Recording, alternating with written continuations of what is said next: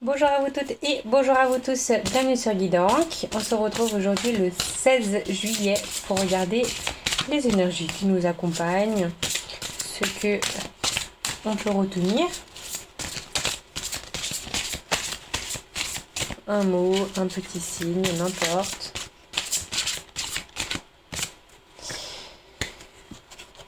Alors, rattrapez-moi. Oula, qu'est-ce qui se passe? Qu'est-ce qui se passe? Confiance, renoncement, foi en l'inconnu. Alors, bon bah l'inconnu, là c'est comme le matin. Avec des corbeaux, ok. Alors, est-ce que on se lance dans quelque chose, voilà, où on est persuadé que on sera toujours retombé sur nos pattes? J'espère pour vous que vous avez anticipé. Voilà, si vous vous lancez comme ça, ayez toujours un plan B. Voilà, on voit quand même un ciel assez gris et très très nuageux. Alors, est-ce que vous êtes un peu dans la confusion justement? Vous voyez pas trop où aujourd'hui vous mène, ou vous voyez pas trop où, voilà, ce que vous faites.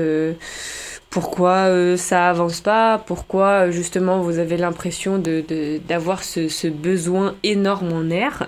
D'ouvrir grand les poumons, d'ouvrir grand les bras. Peut-être que il y a quelque chose qui voilà, vous voile un peu votre vue, votre vision des choses. Il y a peut-être un peu des paroles ou des mots qui vous reviennent assez fréquemment et qui vous mettent dans une situation où c'est pas que vous doutez de vous, hein, on a quand même le mot confiance, mais ce type de confiance-là, c'est un peu comme ne pas avoir anticipé des moments où ça pourrait ne pas aller. Et voilà, ce serait bien de toujours savoir se retourner quand on engage quelque chose, quand on s'engage aussi dans une relation, quand on s'engage sur un projet, quand on va faire une sortie, hein, c'est tout bénin, hein, si on fait une randonnée justement parce qu'on a besoin de prendre l'air, de voir autre chose, d'arrêter de voir des nuages qui nous empêchent de voir plus loin que ce qu'on peut, faut prévoir un goûter, faut prévoir une eau, faut prévoir, parce qu'on sait jamais si on peut se perdre, si on voit pas le même itinéraire, si on fait, voilà, tout plein de trucs, quoi. C'est bénin, hein, je dis l'exemple d'une randonnée, mais ça peut, je sais pas, être autre chose. Là, là, on est quand même, je pense, sur une tour, un bâtiment assez haut.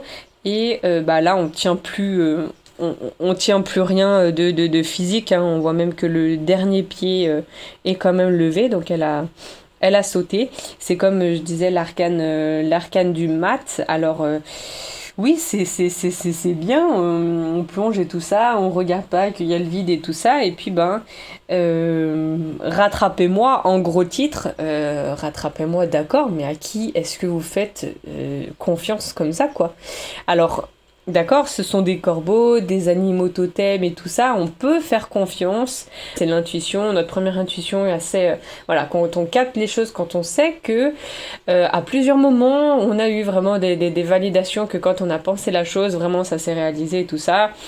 D'accord, quand on se fait une confiance comme ça avec nous-mêmes, bon, c'est bien, mais ne tombez pas non plus dans le vide. Il y a des choix dans la vie, c'est vrai, où on se lance comme ça dans une nouvelle aventure, où on se lance comme ça, les yeux fermés justement, avec tout le brouillard que les nuages peuvent nous signifier. Mais je dirais qu'il faudrait quand même avoir un peu voilà, des bagages ou au moins un minimum de connaissances sur ce qu'on entreprend. Par exemple, je sais pas, vous jouez en bourse et tout ça, et puis vous connaissez rien, et puis vous mettez 1000 euros. Bon, pour certains, ça peut paraître pas beaucoup, mais bon, pour voilà, les personnes qui travaillent tous les jours et qui ont presque ce salaire-là, c'est énorme, et puis vous perdez tout. Est-ce que vous y avez gagné quelque part? À part juste le fait de vous dire que effectivement vous auriez dû anticiper, ou alors mettre moins, ou alors apprendre un peu plus sur ce jeu que vous venez de faire.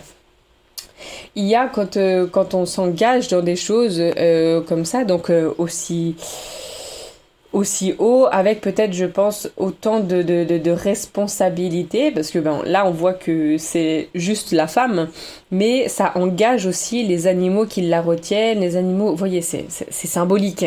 Mais par exemple, vous vous engagez dans quelque chose, ça peut faire mettre responsable un membre de votre famille, un ami, n'importe, enfin, je veux dire...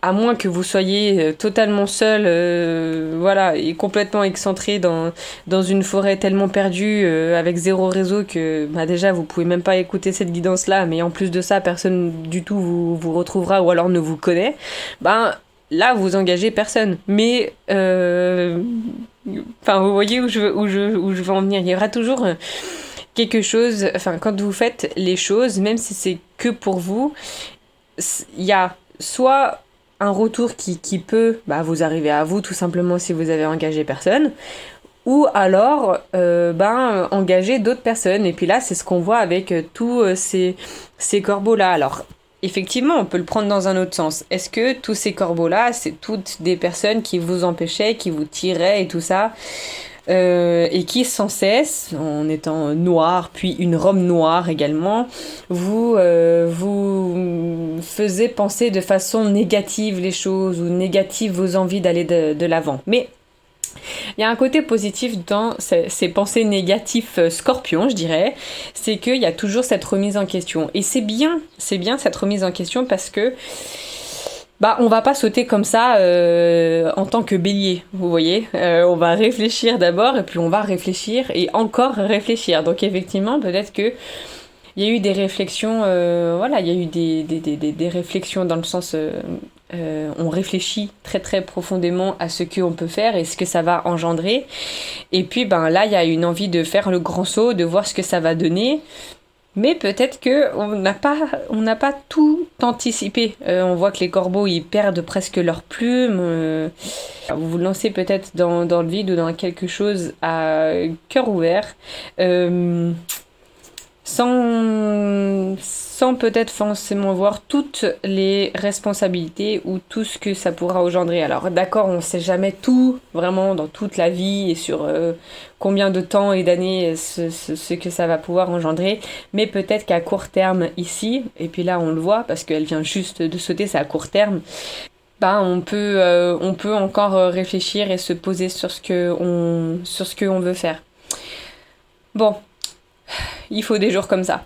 Avec la carte de ces petits personnages, est-ce que justement, oui, c'est la relation, c'est la confiance d'un coup à tout, à la personne à qui on a rencontré, et puis on y va, yeux fermés, plein de nuages, on n'y voit rien du tout à 1 mètre, et puis on se donne à cœur ouvert dans la relation, et puis vous avez toutes ces personnes qui vous retiennent et tout ça. Je sais pas, c'est à double tranchant. Vous, si vous vous lancez comme ça, ayez juste anticipé avant, si d'un coup cette personne vous lâche au bout d'un mois, comment vous vous retournez. Juste pensez à ça. C'est pas négatif, c'est juste du bon sens, c'est tout. Renoncement, ça irait avec ça. Renoncer à, toute vie là où vous avez grandi, et puis hop, vous partez tête baissée dans cette nouvelle relation ou dans ce nouveau truc. Pensez-y, anticipez, et puis ayez toujours cette espèce d'araignée schématisée en dessin de ce qui est bien, ce qui est pas bien, ce que vous pouvez faire, si ça marche pas, anticipez.